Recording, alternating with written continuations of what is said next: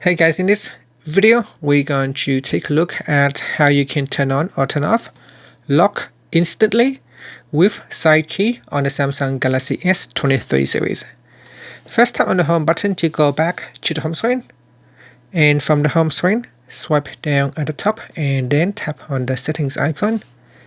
In the settings page we scroll down and tap on lock screen. Next, tap on secure lock settings. Now put in the PIN or password and then tap on the continue button. After that, you can tap on lock instantly with side key. Tap on the toggle button to switch it off or turn it on. Now set that if smart lock is in effect, the phone will stay unlocked. So if you are using smart lock over here to keep the phone unlock when you are in a trusted places or in a trusted with a trusted devices or on body detection, then the phone will always stay unlocked. Otherwise, it will use the secure lock settings.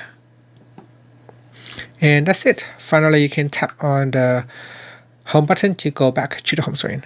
Thank you for watching this video. Please subscribe to my channel for more videos.